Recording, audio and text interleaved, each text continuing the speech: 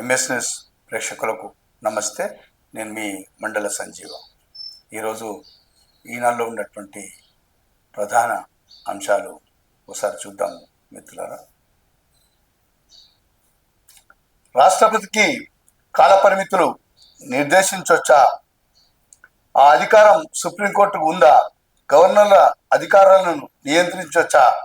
సర్వోన్నత న్యాయస్థానానికి 14 ప్రశ్నలు సంధించిన రాష్ట్రపతి అనేటువంటి న్యూస్ అక్కడ చూస్తున్న మిత్రులారా. ప్రధానంగా ఎందుకు ప్రశ్నించారంటే, తమిళనాడు శాసనసభ ఆమోదం తెలిపిన 10 బిల్లులను ఆ రాష్ట్ర గవర్నర్ ఆర్ఎస్ రవి ఆమోదించకుండా తన వద్ద ఉంచుకోవడం సరికాదని గత నెల 8న సుప్రీంకోర్టు తీర్పునిచ్చింది.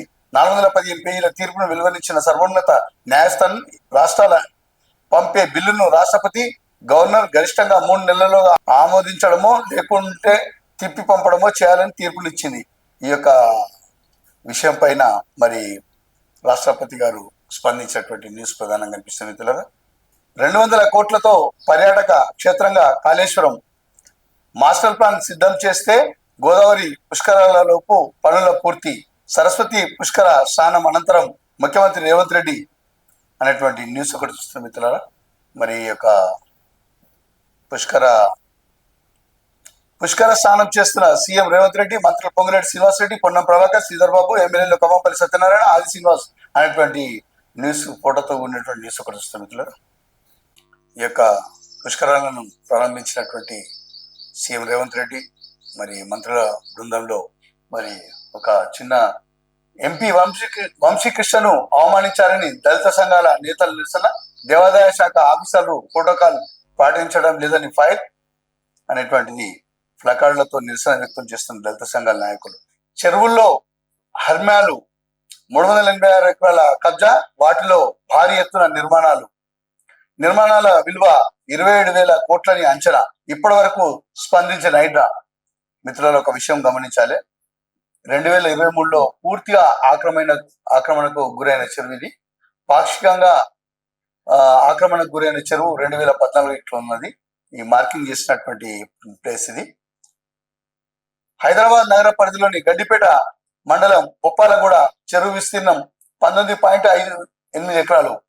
స్థిరాస్తి వ్యాపారంతో ఇది పూర్తిగా ఆక్రమణకు గురైంది. 2014లో 2023లో పూర్తిగా ఆక్రమణకు గురైన విషయాన్ని ఇక్కడ గూగుల్ చిత్రంలో చూడవచ్చు. ఈ ప్రదేశంలో భారీ నిర్మాణాలకు రేరా హెచ్ఎండిఏ అనుమతులు ఇచ్చాయి. జల వనరుల శాఖ నిరభ్యంతర పత్రాలు జారీ చేసింది అనే న్యూస్ ఒకటి చూస్తున్నాం మిత్రులారా. 9.4 కోట్ల నగదు, 23.25 కోట్ల ఆభరణాలు. మహారాష్ట్ర టౌన్ ప్లానింగ్ అధికారి వైఎస్ రెడ్డి అక్రమార్జన గుట్టురట్టు. ముంబై, హైదరాబాద్ లోను 13 నివాసాల్లో ఈడీ సోదాలు అనేటువంటి న్యూస్ ఒకటి చూస్తున్నాం మిత్రులారా. మరి ఈడీ స్వాధీనం చేసుకున్న ఆభరణాలు చూడొచ్చు చిత్రంలో. 2009 నుంచి మొత్తం 41 వాణిజ్య నివాస సముదాయ భవనాలను అక్రమంగా నిర్మించాలని కేసులు నమోదయ్యాయి. ఈ యొక్క కేసులో మొత్తం ఈడీ స్వాధీనం చేసుకున్నటువంటి నగదును మనం చూడొచ్చు మిత్రులారా. ఈడీ స్వాధీనం చేసుకున్న నగదు అనేటువంటిది కనిపిస్తుంది ఫోటోలో.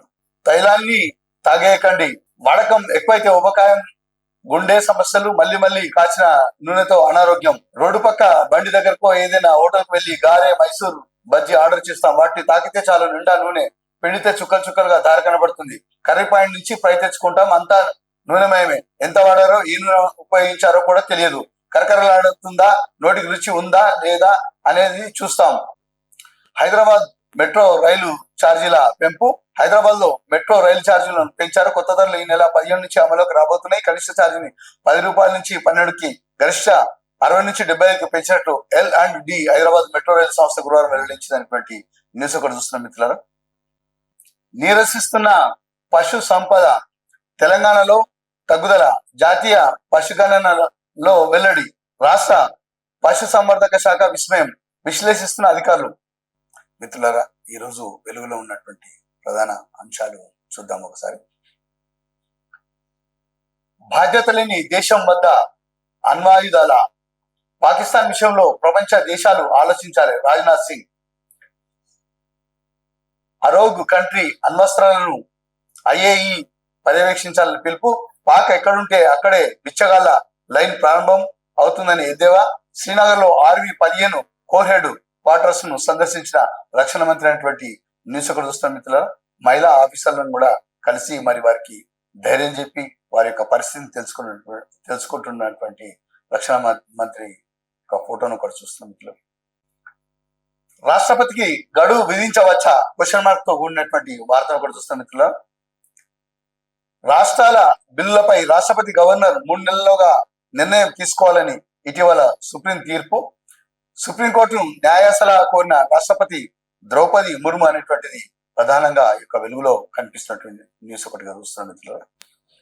చెట్లు పెంచకపోతే CS జైలుకే. కంచ గచ్చిబౌలి ఇష్యూలో మరోసారి సుప్రీంకోర్టు హెచ్చరిక.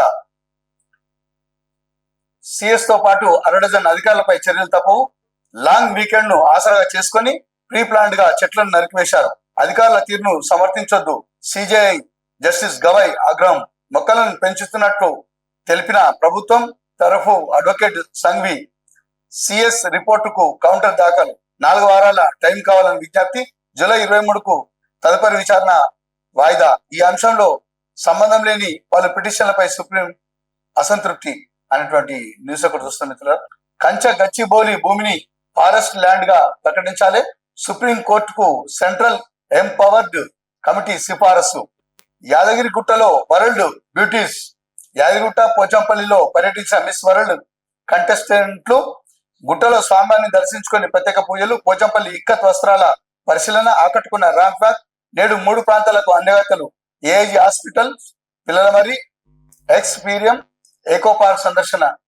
గురువారం యాదగిరిగుట్ట ఆలయంలో కోలాటం ఆడుతున్న మిస్ వరల్డ్ కంటెస్టెంట్లు అనేటువంటి న్యూస్ ఒకటి చూస్తున్న మిత్రులు. అమెరికా వస్తువులపై 0 టారిఫ్ కు భారత్ ఒప్పుకున్నది. ఖతర్ వేదికగా ట్రంప్ సంచలన కామెంట్లు. యాపిల్ ఫోన్ల తయారీకి కేంద్రం భారత్ లో పెట్టొద్దని టీం నేనే చెప్పిన. ఇండియాలో ఏదైనా అమ్మడం చాలా కష్టం. అమెరికాలో యాపిల్ ఉత్పత్తులు పెంచేందుకు అంగీకరించారు. ఇండియా పాక్ యుద్ధాన్ని నేను ఆపలేదు, సయోధ్యకు సహకరించిన అనేటువంటిది ట్రంప్ యొక్క న్యూస్ ఒకటి చూస్తున్న మిత్రులారా. ఫీజు రియంబర్స్మెంట్ బకాయిలు చెల్లించండి. బండి సంజయ్ 8,000 కోట్లు పెండింగ్ లో ఉన్నాయి. వన్ టైం సెటిల్మెంట్ ఏమైందని ప్రశ్న. సీఎం రేవంత్ రెడ్డికి కేంద్ర మంత్రి లేఖ అనేటువంటి ఒక న్యూస్ ఒకటి చూస్తున్న మిత్రులారా. ఢిల్లీని కమ్మేసిన ధూళి తుఫాన్. భారీగా పెరిగిన కాలుష్య తీవ్రత. 236కు పడిపోయిన ఎయిర్ క్వాలిటీ ఇండెక్స్.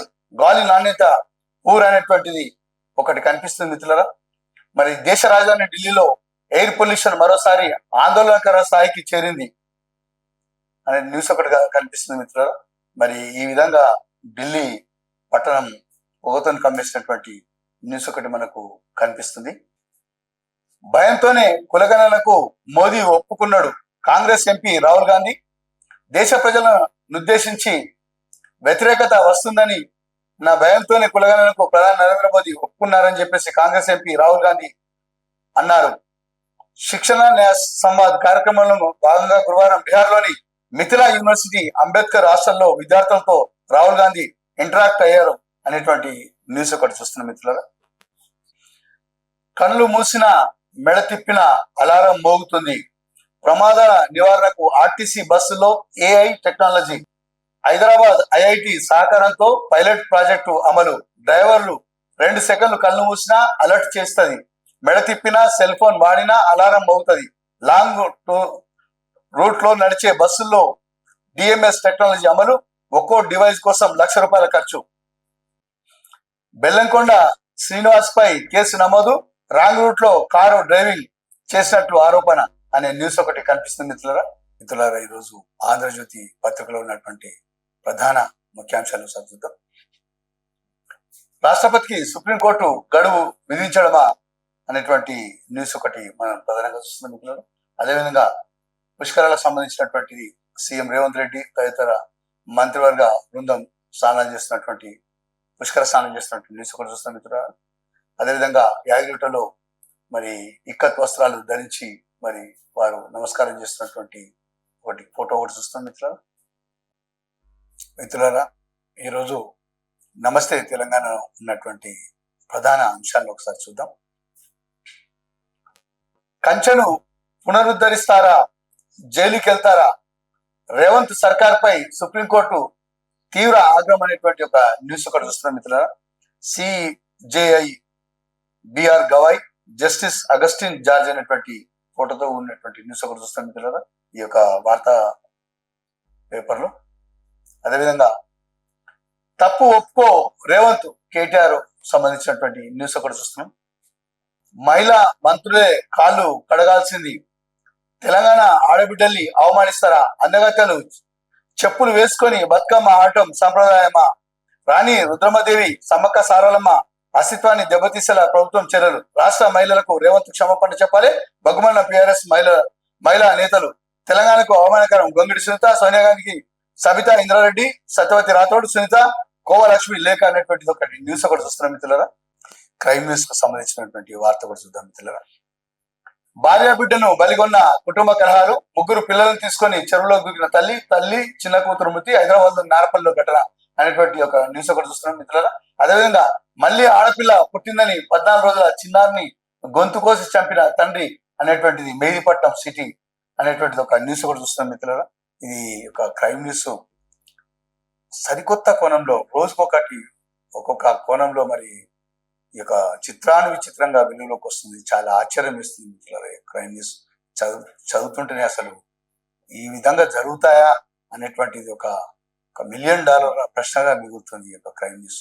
పెళ్లి వేడుకలో విషాదం, డ్యాన్స్ చేస్తూ గుండెపోటుతో వృద్ధుడి మృతి.